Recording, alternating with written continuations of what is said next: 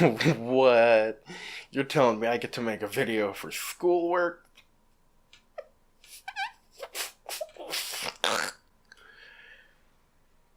I'm gonna have fun with this. So, I'm gonna be giving you definitions and examples of 7 different types of propaganda.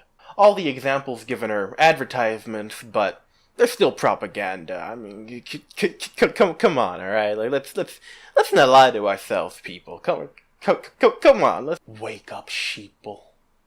So number 1 on the list I'm going to be telling you about is the bandwagon technique. I'm pretty sure we're all familiar with this one. The bandwagon technique essentially involves pushing people to buy what you want by telling them that's what everyone else is doing. Hey, all your friends are jumping off that cliff. You better do it too. You don't want to be the odd one out. I think a perfect example of this would be the Camel cigarettes commercial that aired on television in the 1940s. 1949 to be exact. You know, the good old days. You know, if you were to follow a busy doctor as he makes his daily round of calls, you'd find yourself having a mighty busy time keeping up with him. Time out for many men of medicine usually means just long enough to enjoy a cigarette. And because they know what a pleasure it is to smoke a mild, good-tasting cigarette, they're particular about the brand they choose. In a repeated national survey, doctors in all branches of medicine, doctors in all parts of the country were asked, "What cigarette do you smoke, doctor?" Once again, the brand named most was Camel. Yes, according to this repeated nationwide survey, more doctors smoke Camels than any other cigarette.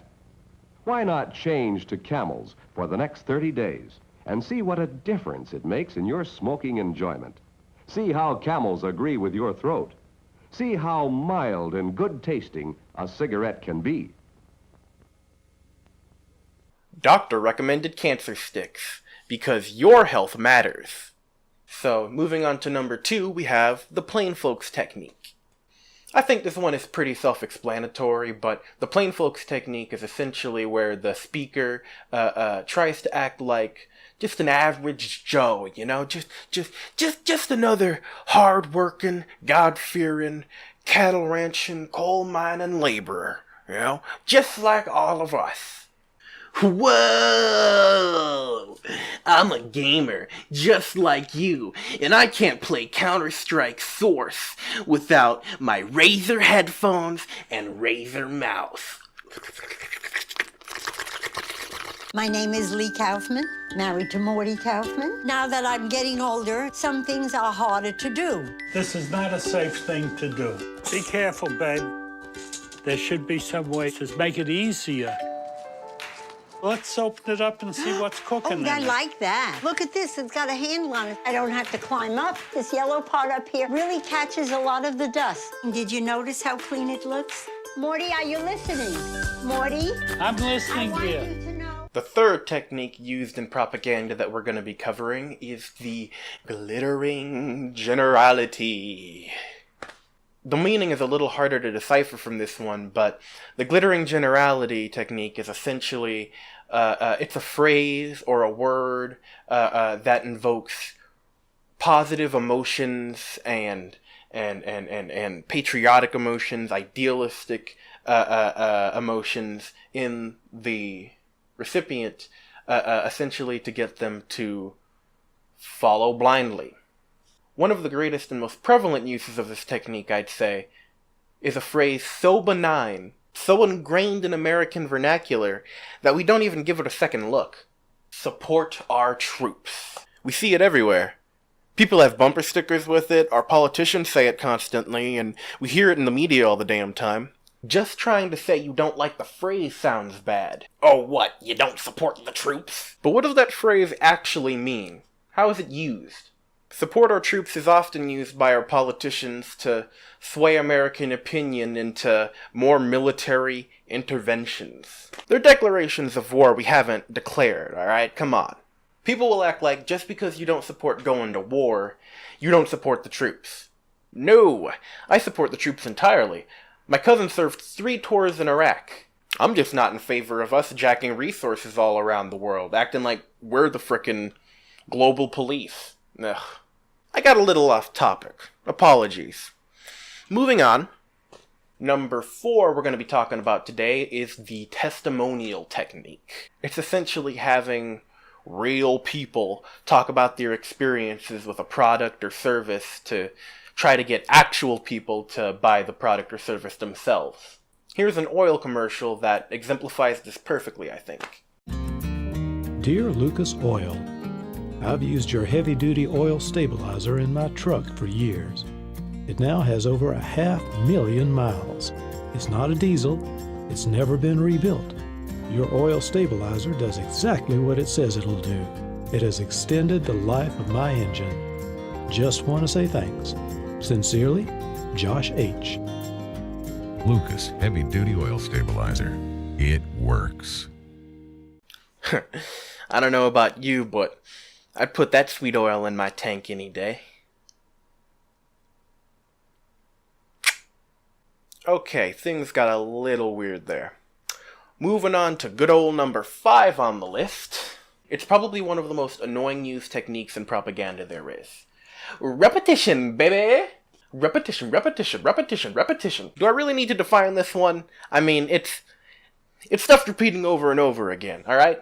Head on, apply directly to the forehead. Head on, apply directly to the forehead. Head on, apply directly to the forehead. Did you get it? Huh? Did you get the definition? No? Yeah. You catching my drift, Teach? Moving on to number 6. Only one more to go, and thank baby Jesus, because I tell you what, this video is killing me. Little known fact about me. The longer I stay in front of the camera, the more of my soul is slowly being ripped out. Okay, this one is the name-calling technique. Just like the title tells you, the name-calling technique will... Thanks, phone. The name-calling technique will link an idea with a negative word. It's essentially the bully of propaganda, if you will. Buy our product or you're a damn loser. Is a pretty good example of that, I'd say. Welcome to Glad TV. Thanks, Skylar. Let's go to last night's highlights. There's Mom and Dad cleaning up. And there's the meatloaf. Yuck. Look what sometimes happens with the ordinary bag. It slips. Oh, bingo. Falls in. Mom wasn't mad.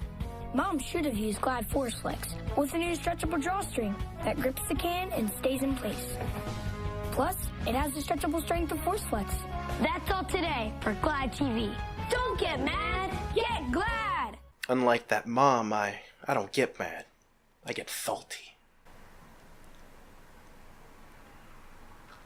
Yeah, sorry to put you through that again. The final propaganda technique, and the winner of the corporate sellout prom is...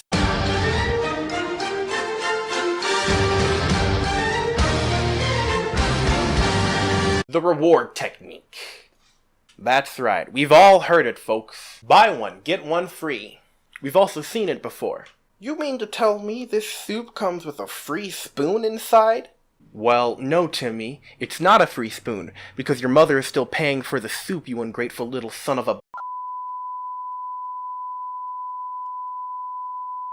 The reward technique is exactly what it sounds like. It's incentivizing someone to buy your product or do something with, the promise of a little treat or a little gift. I'll tell you what, I fell for this one a lot as a kid. Either way, here's the example. During Empire's Buy One, Get Two free sale, buy one room and get 2 rooms of carpet or flooring free when you pay for padding and installation. Schedule your free in-home estimate now. 800-588-2300 Empire today. And we're done, folks. That's the assignment. Dead and done for. There ain't nothing holding me back anymore. You can't hold me down, Squares. I'm going to Vegas, baby.